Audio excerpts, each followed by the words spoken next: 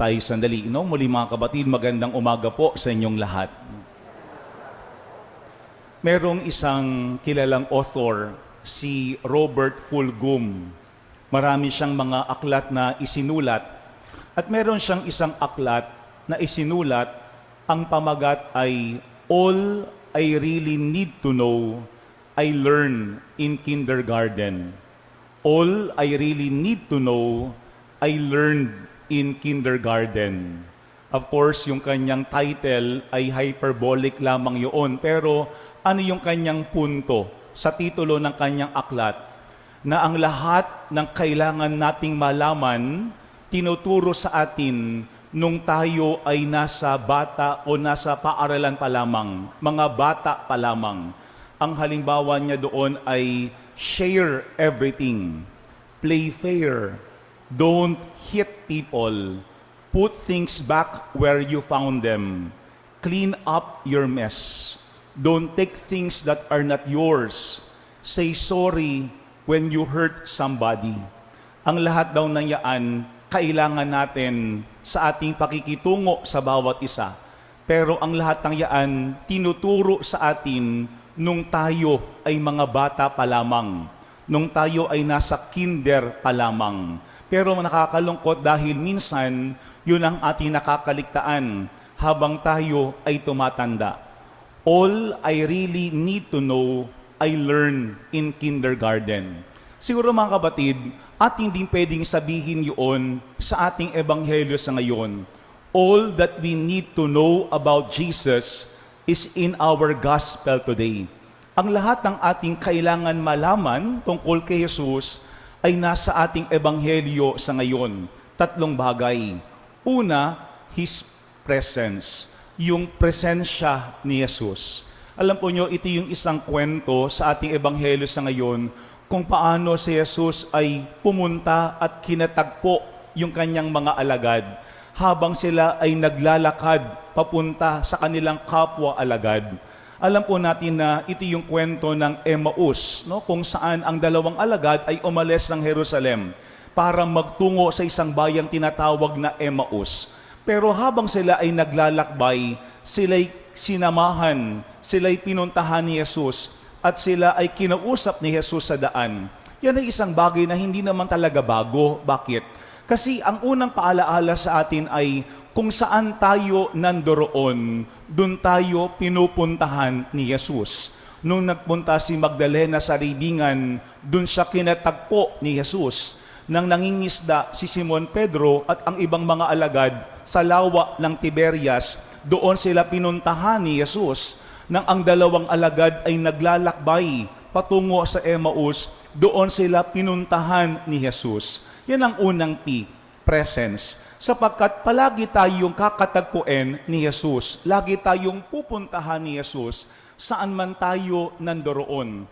Pero madalas nga lamang ay ating hindi napapansin si Jesus. Bakit? Kasi madalas yung ating tuon, yung ating pansin ay yung sa ating mga nararamdaman nung oras na yun. Maaaring kapighatian, maaaring hopelessness, maaaring yung ating mga pain, yung ating mga hurts. Kaya minsan inaakala natin siya ay isang hardinero lamang. O kaya iniisip natin siya ay isang estranghero lamang. O sa ating ebanghelyo na si Jesus ay parang isang multo lamang. Yan ang unang paalaala sa atin. Jesus will always journey with us. Palaging makikipaglakbay si Jesus sa atin. Pero maganda na kailangan imulat natin yung ating mata, yung ating kalooban, yung ating pag-iisip sa presensya ni Jesus. Kasi mas madaling maramdaman si Jesus kapag ang lahat ay maayos, kapag meron tayong mga tinatanggap na biyaya or blessing sa ating buhay. Pero merong isang magandang sinabi sa Saint Padre Pio. Ang sabi niya, Jesus is with you even when you do not feel His presence. He is never so close to you as He is during your spiritual battles. No? Palagi daw nandiyan si Jesus, kahit pakiramdam natin ay wala. Kasi mga kapatid, hindi naman lahat ng ating pakiramdam ay tama. Lalo na kapag yung ating pansin ay nakatuon lamang sa mga pangit na nangyayari sa ating buhay. Kaya nga magandang ating tanungin yung ating mga sarili, kailan ba talaga nating nasabi na nandiyan ang Diyos, na ating ramdam ang presensya ng ating Panginoon? Sana hindi lamang sa panahon ng consolation, kagalakan, kung hindi pati sa panahon ng desolation, maramdaman natin, hindi naman tayo iniwanan ng Panginoon. Alam po nyo, si San Ignacio ng Loyola, meron siyang magandang advice sa atin. No? Ang sabi ni San Ignacio ng Loyola, pag dumating ang gabi, bago ka matulog, magandang balikan mo yung nangyari sa buong araw. At tanungin mo ang iyong sarili, kailan ka ba kinatagpo ni Jesus? Ano ba ang sinabi sa iyo ni Jesus? No? Ang tawag doon ay conscious examine. Kailangan tayo ay laging mulat kung kailan tayo kinakatagpo ni Jesus, kung ano ang sinasabi sa atin ni Jesus. Baka kasi minsan, ang ating lamang tinututukan ay yung ating emosyon, yung ating pakiramdam. First P is the presence of Jesus. Pangalawang P is the peace of Jesus, no? Yung kapayapaan na nagmumula kay Jesus. Sa ating ebanghelyo, nung siya'y dumalaw sa kanyang mga alagad, ang sabi ni Jesus ay, sumainyo ang kapayapaan. Yan din ang isang bagay na lagi niyang sinasabi kapag siya'y nagpapakita sa mga alagad, sumainyo ang kapayapaan. Kung yung maalaala, no, nung isang linggo, nung ang mga alagad ay nagtatago sa isang silid, kahit nakapinid ang pintuan, si Jesus ay pumasok at nagpakita. Ano ang kanyang bati? Sumainyo ang kapayapaan. Laging ibinibigay ni Jesus sa atin ang kanyang kapayapaan. Pero maganda yung kanyang tanong sa kanyang mga alagad sa ating ebanghelyo sa ngayon. Ang sabi diyan ni Jesus, ano't kayo'y nagugulumihanan? Yung part na yan, ano't kayo'y nagugulumihanan? Tingin ko mga kabatid, hindi lang naman niya ang tanong sa mga alagad. Tanong din sa ating lahat yaan ni Jesus, ano ba at tayo ay nagugulumihanan? Sabi ka ng Ingles, why are you troubled? Siguro marami tayong pwedeng isagot sa Panginoon. Bakit tayo nagugulumihanan? Kasi merong problema sa bahay, kasi hindi maganda yung ating grades sa school, kasi merong hindi nakikipag-usap sa atin, kasi hindi nagiging maayos yung ating mga pangarap at ginagawa sa araw-araw. Maraming dahilan kung bakit tayo ay nagugulumihanan. Pero maganda po itong ating ebanghelyo, sapagkat kay Jesus, ang kapayapaan, ibig sabihin, ay hindi yung kawalan ng problema o yung kawalan ng hirap sa buhay. Sabi nga nung isang libro, yaan ay wishful thinking lamang. Yung isipin natin, sana magaang ang buhay. Sana payapa ang buhay. Sana masaya lamang araw-araw. Sapagkat bahagi daw ng ating buhay bilang mga tao, habang tayo ay humihinga pa sa lupang ito, yung mga pagsubok, no? Yung mga paghihirap. Pero sa ating ebanghelyo, ang sabi dito, tignan ninyo ang aking kamay at paa. Ako nga ito. Hipuin ninyo ako at pagmasdan. Ang multo'y walang laman at buto. Mga kabatid, parang sinasabi ni Jesus, habang tayo ay tao, habang tayo ay merong laman at buto, maaaring andyan sa atin yung mga sugat, nasa sa atin yung mga paghihirap. Pero hindi yun ang dahilan para tayo mawalan ng kapayapaan. Kasi kay Jesus, bakas pa sa kanyang kamay, sa kanyang katawan, yung mga sugat na kanyang pinagdaanan. Pero si Jesus, ano ang kanyang bati? Sumainyo ang kapayapaan. Kasi minsan, iniisip natin, kailangan tayo muna ay mahilom. Kailangan mawala muna yung mga bakas ng sugat sa ating buhay bago tayo makapagbigay ng kapayapaan. Dati po merong isang author ng libro, si Henry Nouwen. Siya'y isang pari. Meron siyang isang aklat. Ano ang pamagat ng kanyang aklat? The Wounded Healer. No, the Wounded Healer.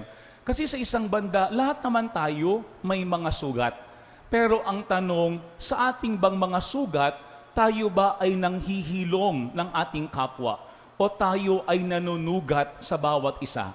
Kay Jesus, nasa kanya yung kapayapaan. Kahit siya ay sugatan, kahit bakas pa sa kanya ang mga sugat ng nakaraan. Pero siya ay dumating para magbigay sa atin ng kapayapaan, sapagkat alam ni Jesus na kahit kailan hindi siya pinabayaan ng Diyos Ama. Yan po yung pangalawang P, peace. Tandaan po natin, peace is not the absence of difficulties and trials, but the continuous awareness of God's presence with us. Kasi minsan, ang kailangan lang talaga natin ay yung meron tayong karamay, merong sumasabay sa atin sa daan para maramdaman natin na meron tayong kaibigan kay Jesus. Yan po yung pangalawang P, peace. Ano ba yung mga dahilan kung bakit tayo nagugulumihanan? Ano ba ang nakawawala sa ating buhay ng kapayapaan?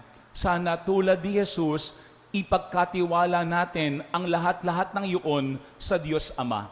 Minsan tingin ko ang problema sa atin, we are very impatient.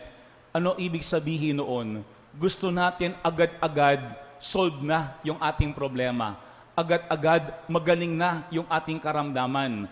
Agad-agad wala na tayong mga pinagdaraan ng conflict o hirap sa buhay. Pero mga kapatid, pwede pa rin tayong magkaroon ng kapayapaan kahit sariwa ang mga sugat sa ating buhay kung yun ay ating pwede at kayang ipagkatiwala sa Panginoong Diyos. Pangalawang P, peace. At pangatlo po at panghuli na kailangan nating matutunan kay Jesus is proclamation, yung pagpapahayag. Sa ating ebanghelyo, ano ang sabi ni Jesus? Ang sabi niya, sa kanyang pangalan, ang pagsisisi at kapatawaran ng mga kasalanan ay dapat ipangaral sa lahat ng bansa, magmula sa Jerusalem. Kayo ang mga saksi sa mga bagay na ito. Maganda po yung last part ng ating gospel. Ang sabi doon, sa kanyang pangalan, ang pagsisisi at kapatawaran ng mga kasalanan ay dapat ipangaral. No? Siguro madaling ipangaral yung kapatawaran ng kasalanan. At yun ang ating gustong marinig, that God forgives us, that God is merciful to us, that God loves us, that we are valuable to God, na tayo ay pinapatawad ng Panginoon. Masarap pakinggan yun. Pero ano ang sabi ng ating ebanghelyo? Ang pagsisisi at kapatawaran ng mga kasalanan ay dapat ipangaral. Yung unang bahagi, wag nating kalilimutan. Ipapangaral din dapat natin yung pagsisisi. No? Kasi madaling magpatawad ang Panginoon. Pero ang tanong ay, tayo ba bilang mga tao nagsisisi? Kasi kapag wala yung pagsisisi, wala rin yung kamulatan sa atin na meron tayong nagawang hindi tama. Kaya maaaring paulit-ulit na ating gagawin ang isang kamalian. Maaaring agad-agad tayo ay patawarin ng Diyos o ng ating kapwa. Pero ang tanong, tayo ba talaga ay natututo? Tayo ba talaga ay lumalago? At mangyayari lamang yan kapag tayo mismo ay nagsisisi. At para tayo ay magsisi, kailangan meron magsabi sa atin kung ano ang mali sa atin. At yan ay hindi madali. No, bakit? Hindi madaling ituwid ang iyong asawa. Hindi madaling ituwid yung ating mga anak. No, hindi madaling ituwid yung ating kasama sa pamayanan. Bakit? Kasi nagkakasamaan tayo ng loob kapag tayo ay nagtutuwid sa bawat isa. Pero mga kapatid, yan ang pangatlong P, proclamation. Dapat ipahayag ang pagsisisi at kapatawaran ng mga kasalanan. Nung isang araw po, nasa isang school ako at magmimisa. Medyo napaaga yung dating ko. Kausap ko yung campus minister sa school na yun. Ang sabi niya sa akin, Father, alam mo, iba na po yung mga kabataan ngayon. Gusto nila na sila ay pinapakinggan. No? Pinapakinggan ng mga matatanda. Kaya meron po kaming activity ng listening. Pakikinggan namin ang sinasabi ng mga estudyante. Ang sabi ko, alam mo, maganda yan, no? That we listen to the young people. Sila'y ating pinapakinggan para malaman natin ano yung kanilang saloobin. Pero ang sabi ko sa campus minister na ito, pero sana turuan din natin sila kung paano makinig. Kasi yaan bilang mga kabataan, talagang marami silang gustong ipahiwatig sa atin o sabihin sa atin. Pero bilang nakatatanda, tayo ang dapat nakakaalam kung ano ang maayos at mabuti sa kanila para sila'y ating maggabayan ng tama. Pero magandang paalaala yan sa atin. No? May mga pakakataon na kailangan tayo bilang nakatatanda ang siya nagsasabi sa mga kabataan sa ating kapwa, hindi tama yaan, hindi maayos yaan, baguhin mo yaan, ituwid mo yaan. Kasi bahagi ng ating pagiging isang alagad that we proclaim the importance of repentance. Yung sila ay magsisi, para sila ay matuto at magtanda. Madaling magpatawad. Pero ang tanong, nababatid ba ng ating kapwa yung kanilang maling ginagawa para sila mismo ay magtanda? Merong isang santo, si St. John Chrysostom. Ano ang sabi niya? Be ashamed when you sin. Don't be ashamed when you repent. Sin is the wound. Repentance is the medicine. Sin is followed by boldness. Satan has overturned this order.